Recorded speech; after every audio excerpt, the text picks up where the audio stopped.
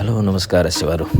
आज चाहिँ म एउटा सानो सम्झना स्वरूप एउटा भिडियो क्लिप यहाँ तयार गर्दैछु र आज चाहिँ दिदी काम विशेषले गर्दाखेरि सबैले आफ्नो अफिसमा निस्किनुभयो र बाँकी खाना सब्जी बनाउने चाहिँ हामी दाजुभाइलाई दिइराख्नुभयो र त्यसमा एकजना साथीलाई पकाउन लागिएको थियो। तर त्योभन्दा मिठो त म बनाउँछु भनेर म चाहिँ किचनमा यसरी खाना बनाउन अगाडि बढेँ र यसरी म चाहिँ खाना सब्जी तयार गर्दैछु र साथीहरू पछाडि रुममा आफ्नै व्यस्त काममा छन् र यसरी खाना सब्जी तयार गर्दाखेरि एकजना साथी चाहिँ टमाटर नभएर लिनुभयो र उसले टमाटर लिएर आयो र यो साथी चाहिँ हाम्रो पुरानो साथी हो। लगभग हामी 10 वर्षपछि भेट भएको र पुरानो 10 वर्षको सम्बन्धलाई फेरि पुनः यसरी यो समयले जोडाइदिएको छ र साथीसँग यसरी हामीले मिलेर सब्जी तयार गरौँ र मैले पकाएँ र बाँकी मसला तयार गर्न उसलाई मैले हराएँ र उसले यसरी मलाई सहयोग गर्दैछ र खाना सब्जी चाहिँ म निकै मिठो नै पकाउँछु जस्तो मलाई चाहिँ लाग्छ।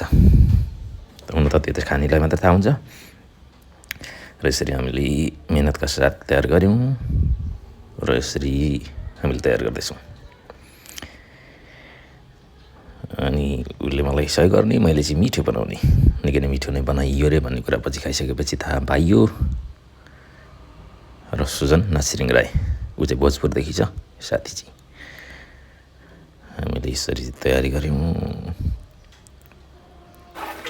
र हामीले खाना सब्जी तयार गरिसकेपछि आजको हाम्रो केही लामो गन्तव्यमा जाने भनेर एउटा ट्रेक जस्तो योजना बनाएका छौँ। र यता चाहिँ मैले मेरो आवाजमा रेकर्डेड भिडियो एडिटिङको लागि मेरो प्यारो भाइ आफ्नै काममा व्यस्त छ र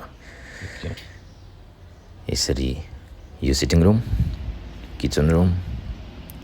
किचनमा प्रयोग हुने आइटम्सहरू, इक्विपमेन्ट्सहरू र यसरी चाहिँ लगभग खाना सब्जी पनि तयार भयो र काम पनि तमाम भयो र काम सकिसकेपछि थोरै आफ्नो आवाजमा रेकर्ड एउटा भिडियोको थोरै एडिटिङको बारेमा यसरी हेर्दैछौँ। धन्यवाद।